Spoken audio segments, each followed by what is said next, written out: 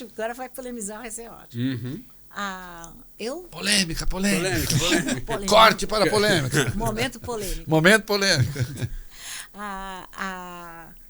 Eu não tenho nenhum problema com a direita, com o pensamento conservador. Nem eu. Eu tenho problema com o pensamento de ultradireita, que eu chamo de pensamento retrógrado. Claro. Isso. Que justamente quer fazer retroagir uma série de conquistas dos momentos democráticos brasileiros. Uhum. Há quem chame políticas de identidade de identitarismo. Isso.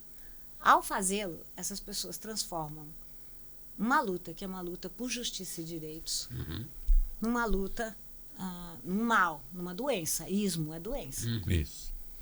Isso é uma forma... E ninguém mais identitário do que a extrema-direita, em certa E medida, ninguém né? mais... já falou. Não é? A extrema-direita defende o machismo. Defende a família heteronormativa. Isso. Defende uma única religião. Quem é mais identitário? A extrema-direita. Só que Narciso acha feio o que não é espelho. No último congresso de ultradireita realizado nos Estados Unidos, o primeiro elemento da pauta era o ataque às pessoas trans. Sim. O Brasil é campeão em transfeminicídio. E essas pessoas se constroem contrárias a essa pauta. Então, onde está o problema? No campo progressista, que respeita, né, as liberdades de autoafirmação, ou nesses grupos tremendamente sectários e racistas, e que vão caricaturar essas pautas. Essas são pautas pela liberdade, não são pautas pela opressão. Nesse livro novo, Imagens da Branquitude, há um capítulo sobre monumentos. Eu distingo o que é um monumento do que é um patrimônio. O monumento é uma escultura que eu convoco as pessoas a olharem, porque as nossas esculturas são todas de homens. O que a gente coloca na pedra? O que a gente coloca no bronze? Homens das elites culturais, religiosas e políticas, como você mesmo chamou a atenção. O que a gente não coloca? Todo o resto. O que é um monumento? O que é um patrimônio, quer dizer? É quando um monumento já ganhou o afeto da cidade.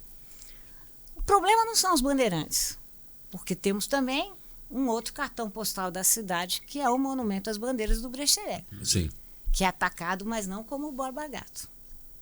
Então, a gente precisaria distinguir os dois lugares. Borba Gato e Brecheret. Eu não vou discutir arte aqui, um é muito melhor que o outro. Né? Eu sei que você prefere o Borba Gato. É muito mais, aquela coisa linda. Coisa linda. Aquela coisa fólica, Inclusive, fálica. Fálica, Aquela espingarda do tamanho do... Aquele troço. É, Aquela coisa fálica. Desproporcional, um negócio horroroso, mas Parece uma uma coisa estátua pavorosa. do Brenão, lá de Recife, que mais que aquela é um falo. Aquela é um falo. Mas vamos lá, Valfrido, fico sempre pensando.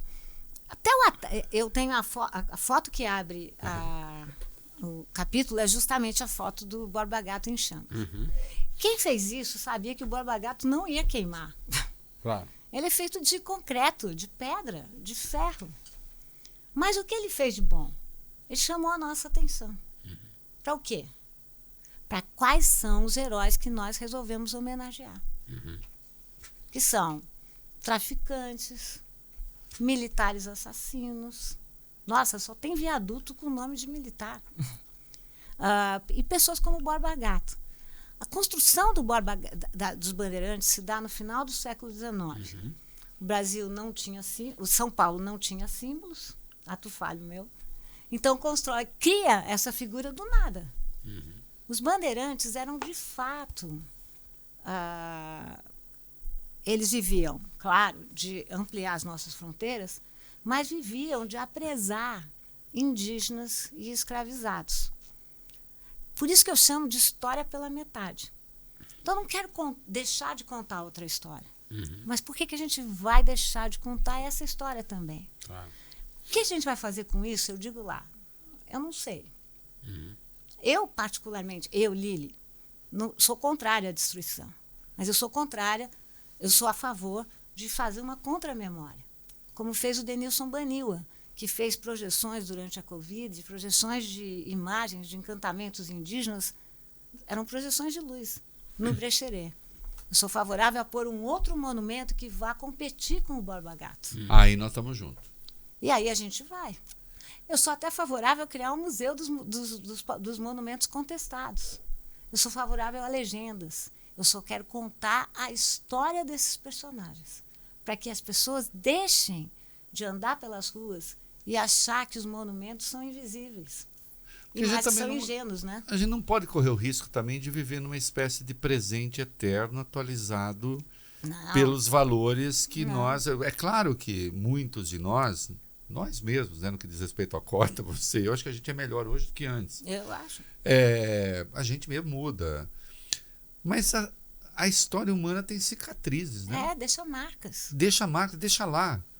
Eu, sinceramente, quando... E aí arrumei uma confusão danada, porque viaduto Costa e Silva passa a se chamar João Goulart, né? Que passou a chamar. Eu disse, não. Chama outro de João Goulart, esse aqui chama Costa e Silva. Esse troço foi feito durante a ditadura. Foi inaugurado pelo Maluf. Ele estava homenageando o ditador. Põe uma placa. Isso que eu acho. Politiza. Politiza. Não muda, não fica... Porque, de algum modo, isso fica me parecendo queimar os arquivos da escravidão para mostrar, nem parece que a coisa de outrora tem a ver... Como é que é o hino da República? Nós nem cremos que escravos outrora tenham havido em torno do país. É quase como um direito ao esquecimento. É direito ao esquecimento. O que é uma não história. O que é um movimento contrário à história. Politiza. Dá nome. Refere, contextualiza. Costa, você põe lá, ditador, não sei o quê, o cara do AI-5, morreu muita gente, escreve. Eu acho que é que nem na história sempre foi assim, né? A história russa é craque, então. Tira monumento, põe monumento. Né? Opa. E fotografia, então. Stalin adorava. O meu querido Trotsky foi apagado de um monte de coisa. O nazismo fez a mesma coisa. Também. O túmulo do Stalin, comparado ao túmulo do Lenin no Kremlin, é muito curioso, porque o túmulo do Stalin é uma plaquinha no chão e o túmulo do Lenin é uma pirâmide, com o Lenin embalsamado dentro. Sim. Né? Isso diz muito sobre as coisas. No entanto, se você andar de metrô em Moscou, não há estação que não tenha uma homenagem ao Stalin. E os arranha-céus do Stalin na cidade inteira. Então, o que é importante é que a gente na minha opinião, que a gente contextualize essas pessoas. Isso. Não retire. E que a gente mude o currículo das nossas escolas também. Aí sim, as pessoas vão olhar para aquilo e falar, eu sei quem é o Borba Gato. Isso. Né? Eu sei porque no monumento do Brecheret você tem uma pessoa branca no cavalo e os outros todos empurrando a canoa. E descalços, mais uma vez. Sim. É isso que eu defendo aqui. Não é apagar nada, mas é dar à história as imagens. Aliás, tem de ler o livro. Posso fazer uma pergunta só para não perder o fio? É rápido. Não. Não, é muito rápido. Não, é muito rápido. Se a gente for, por exemplo, aos Estados Unidos, eu não gosto de usar os Estados Unidos como referência de coisa boa ou ruim, porque, enfim, muita gente faz isso com propósitos, com os piores propósitos. Mas, se nós formos aos Estados Unidos, o nível de conhecimento sobre a história dos Estados Unidos pelos americanos é bastante elevado. Então, sempre que você falar com um americano qualquer sobre as batalhas da Guerra da Secessão, ele vai saber, a Batalha de Gettysburg. Eles fazem encenações nas florestas da Virgínia. Há um onde tem o fantasma de Olavo de Carvalho. Há um culto à história dos Estados Unidos. Não pôde perder. Olavão! Não. Há um culto à história dos Estados Unidos.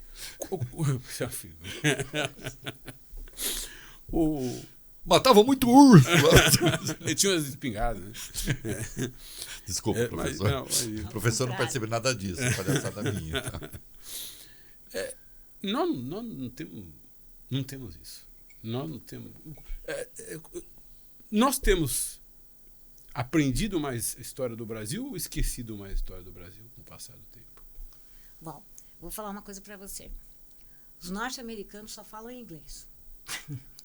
A gente aprende a falar outras línguas. Isso é uma boa coisa. Os norte-americanos só estudam história norte-americana. Sim, isso é verdade. Nós estudamos várias histórias. Eu questiono a maneira como nós estudamos história. Não é que eu queira tirar os gregos, mas por que os brasileiros acham que foram gregos no passado? Todo mundo era grego. Então, eu não quero tirar Grécia e Roma, mas eu quero incluir África. Acho que o ensino de história no Brasil, eu venho da academia, acho que a academia tem que fazer mais pontes com a história, com a escola, sobretudo com a escola pública. E o caminho não é desmontar todos os nossos protagonistas, é criar protagonistas mais críveis, protagonistas que as crianças possam se identificar. Agora, eu diferencio patriotismo de patriotada, né? No Brasil, Lima Barreto, quando foi cobrir as festividades de 1922, sobretudo o centenário da independência, ele falou lá: os brasileiros foram atacados por um vírus da patriotada. Muitos dos Estados Unidos é patriotada. Eu dou aula lá há 15 anos. Não é reflexão crítica. Então, um lado da moeda é correspondente ao outro lado. É a nossa conversa de branquitude e negritude. Só exaltar não é bom. Claro, até porque não é verdade. Porque não é. Claro. E lá também falta a crítica. Aqui talvez tenha crítica demais. E é preciso exaltar. Mas eu acho que eu sempre coloco em relação esses elementos, sobretudo em relação aos Estados Unidos. Houve um momento, isso vai mudando, mas que as pessoas não tinham lido, sei lá, Gibi, não tinham lido Mark Bloch, porque não tinha sido traduzido. A gente aqui traduz faz tempo. Claro. Então, uma falta de cultura geral eu acho. Sistêmica. Eu acho. Em algum momento desse, você fala do patriotismo, você disse o patriotismo ele era uma contestação do poder. Não sei se você está fazendo uma referência à frase e ao próprio Samuel Johnson, do patriotismo como refúgio do canalha, né? Porque, na verdade, ele estava se referindo àqueles que se aproveitavam do patriotismo. Porque existe um patriotismo que é bom. Virtuoso, eu não vejo problema. que é dele, né? Eu não vejo problema. Eu diferencio de patriotada. Patriotismo pode ser crítico, inclusive. Sim. Você é um patriota se você questionar que foi chamar a atenção de que foi um golpe, que a história do Brasil é uma história, por sinal, uma história de golpes e contra-golpes. Né? A gente pensar, a gente aprende na escola o golpe da maioridade. E a gente chama de golpe. Só que a gente não problematiza o golpe. A gente estuda o golpe da República. Sim. Mas a gente não problematiza o golpe da República. Então, é uma história de golpes. E eu acho que eu sou uma pessoa patriota ao questionar a ideia de dizer que o golpe de 64, como você começou, foi uma revolução. Isso é um ato de patriotismo, mas não é um ato de patriotada. É essa que eu não gosto. É quando você consome sem reflexão. Eu vou ler um trecho aqui. Esse é um livro que trata do fenômeno social e cultural da branquitude e que foi escrito por uma mulher branca, paulistana e judia. Esse é meu lugar de fala e de onde me localizo. O lugar de fala não pode ser também uma tirania, às vezes? Olha, no Brasil, quem popularizou esse conceito foi a Djamila. Fez muito bem. Mas o conceito vem do Foucault. Sim. E se a gente for ler Foucault, eu, Pierre Rivière, que matei meu pai, lembra aquele famoso livro? Todo mundo tem lugar de fala. O problema é que algumas pessoas têm mais lugar de fala do que outras pessoas. Então, só vou começar por aí. A Djamila tinha toda a razão de trazer esse debate, porque durante séculos, só os brancos tinham lugar de fala. O que é muito interessante nesse momento, de novo, vamos falar de letramento racial, é que é a primeira vez que nós estamos sendo questionados sobre o nosso lugar. Durante muito tempo a gente falava assim, Guerreiro Ramos é negro, é um intelectual negro. Mas a gente não falava, Sérgio Buarque de Holanda era um intelectual branco. Sim. E explicitar esse lugar pode ser até uma liberdade. Nesse caso é uma liberdade. Quando eu publiquei o Lima Barreto Triste Visionário, a biografia, foi a primeira vez que eu explicitei meu lugar. Até para ficar claro que talvez eu não tenha a mesma compreensão das experiências de um grupo do qual eu não faço parte. Mas nesse livro é uma liberdade, sabe por quê? Porque eu estou falando do meu lugar. Se nós podemos ser questionados quando a gente fala de escravidão, quando a gente fala de... nesse livro em particular, eu estou falando de teorias que foram construídas pelas pessoas brancas. Foram as pessoas brancas e europeias, de origem europeia, que criaram a escravidão. que criaram as teorias do darwinismo racial, que criaram as teorias do branqueamento, que criaram o mito da democracia racial. E, por sua vez, criaram agora a ideia de meritocracia. São todas versões míticas de um mesmo aparelhamento. Eu não acho uma prisão. Eu acho uma libertação, porque durante muito tempo, Reinaldo, a beleza do trabalho intelectual, eu sou uma pessoa da academia, gosto muito desse lugar, é porque a gente parte do suposto que o pensamento é coletivo. Ou seja, eu vou aprendendo com os meus colegas e também vou tentando fazer o meu melhor, né? E, por outro lado, o pensamento intelectual tem que ser um processo de aprendizado. Eu escrevi um monte de livros, Retrato em Branco e Negro, Espetáculo das Raças, As Barbas do Imperador, O Sol do Brasil, mesmo Lima Barreto, sempre falando do outro. Já estava embutida a questão da branquitude, mas ela não estava afirmada. E esse lugar de afirmação é muito importante, para que a gente também mude o lugar da ciência. Você acha que a coisa que você não consegue enxergar em razão da cor da sua pele ou da sua origem judaica, e você teme não ver alguma coisa, ou você acha que você vê, mas o que você vê já está condicionado por essas circunstâncias? Acho que são as duas coisas, né? Eu temo muito não ver, e ao mesmo tempo eu sei que meu olhar é condicionado. E por isso tem que ser treinado. Esse livro é o resultado de anos de um curso chamado Lendo Imagens. Que era um curso que eu fui mudando o currículo, porque antes só tinham artistas brancos e europeus. E agora eu tenho orgulho de misturar. Eu não quero tirar ninguém, eu quero incluir muito mais. Sim. Então, eu acho que nós somos todos condicionados. Isso não é um mal, isso é uma constatação. A antropologia, eu acho que o grande mérito da antropologia, se a gente pudesse definir assim, é a ideia da alteridade. Qual a ideia da diferença entre, desculpe, a diferença entre diferença e alteridade? Quando eu falo, eu vou estudar o diferente, você não está se colocando. Você está dizendo, eu vou lá para o exterior. Quando você fala, eu vou pensar alteridade, você se inclui. E a diferença é tão radical que ela muda a você mesmo. A antropologia tem muitas belezas, e é também uma ciência colonial, né? Também está tendo que se reinventar. Mas ela é uma ciência da escuta. E a questão da escuta é muito importante, a escuta que transforma.